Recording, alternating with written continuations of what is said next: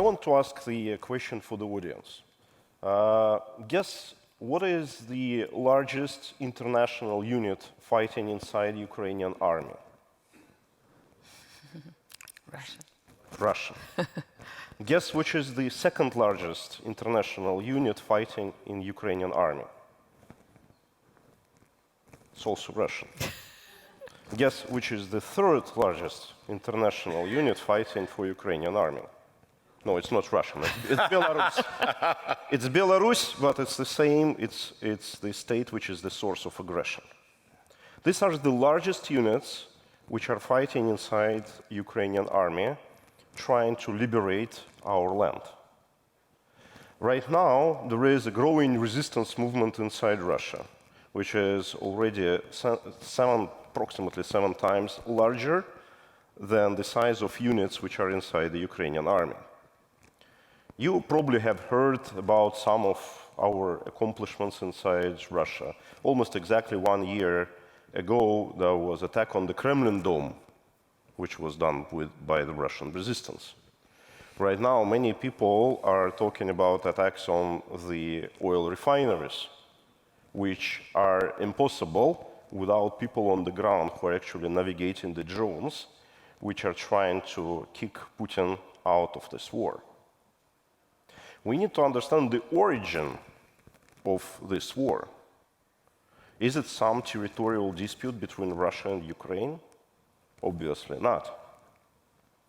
It's way deeper than that. And then when Putin himself was saying that it's a clash of civilizations, obviously I think it's more his personal clash, but still that's the way he sells this conflict to Russians.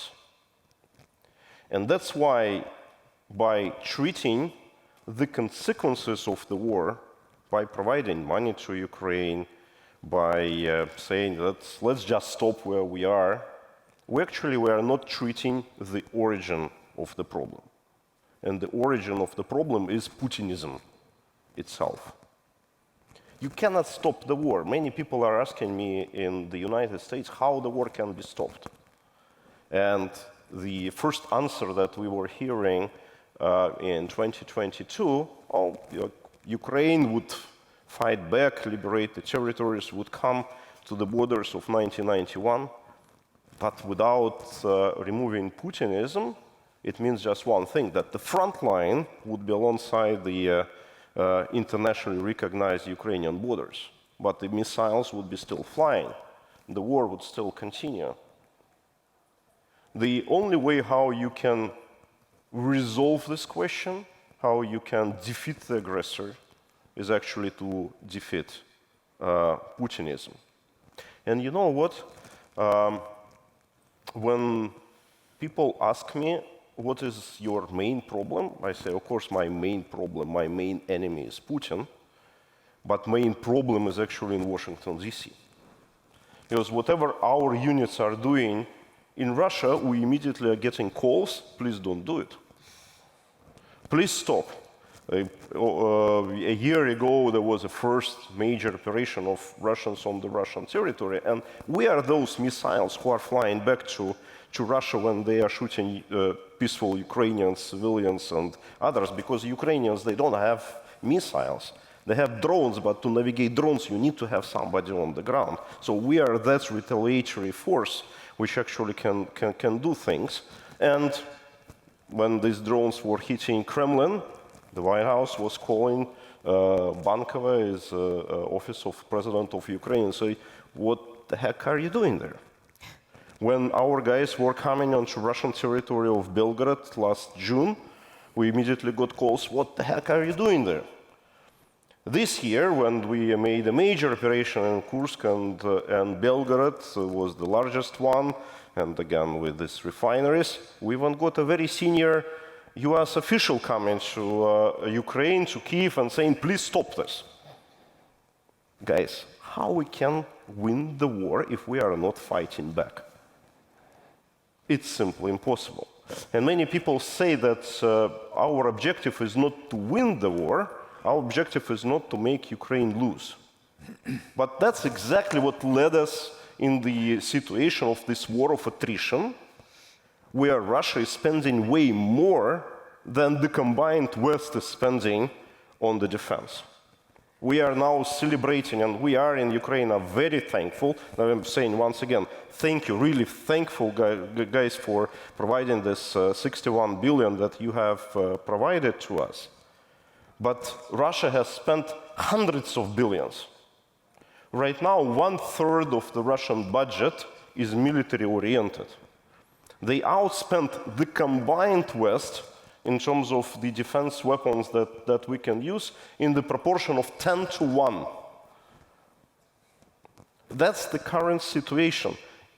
We are not able to outspend Russia.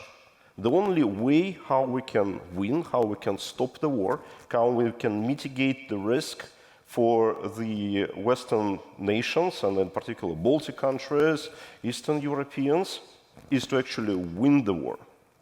There is no other option. The war needs to be won, and we cannot do it without you. Thank you.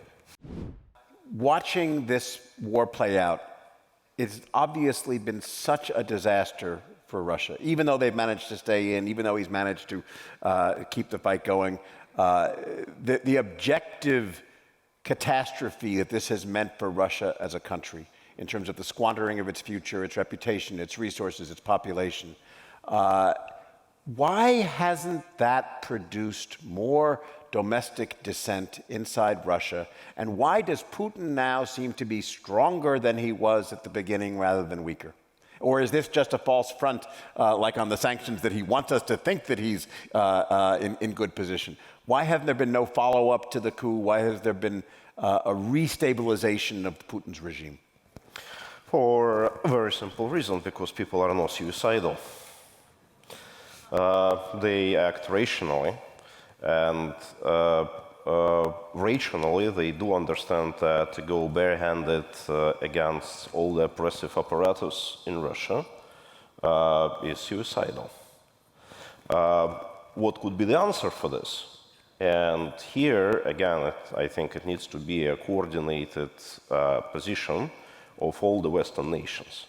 There is one call which is very clear: just leave Russia. And some of our common friends like Garry Kasparov is saying, let's leave Russia. Okay, but who then would fight if everybody left?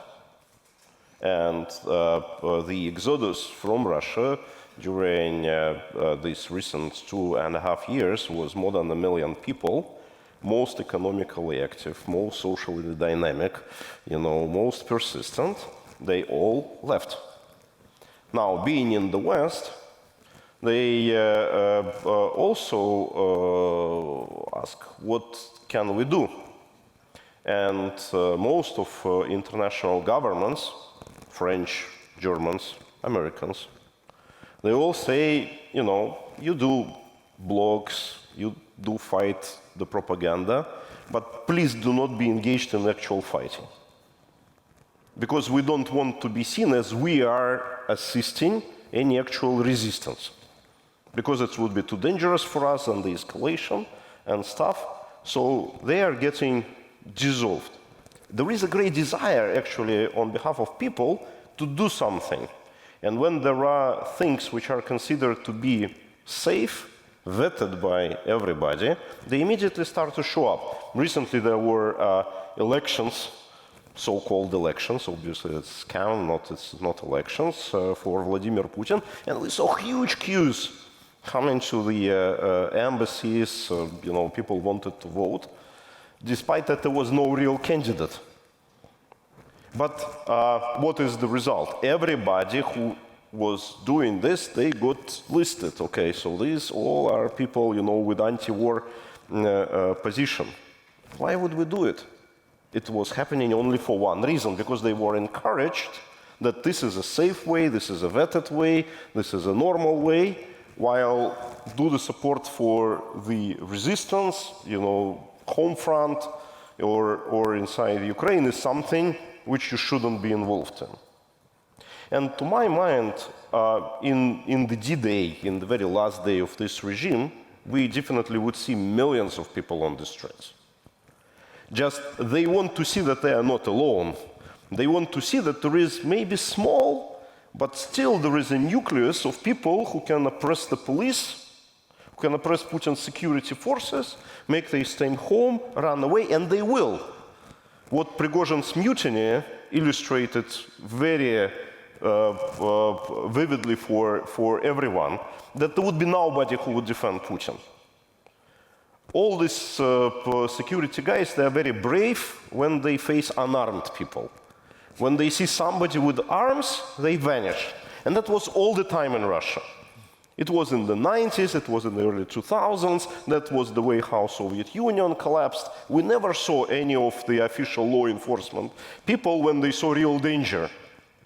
And it would be the same thing here. But for this, you need to have this nucleus, which is actually putting up the fight. So that's why I am absolutely certain that this is our prime objective right now, is to facilitate it to grow, to remove all the restrictions of Russians helping this resistance.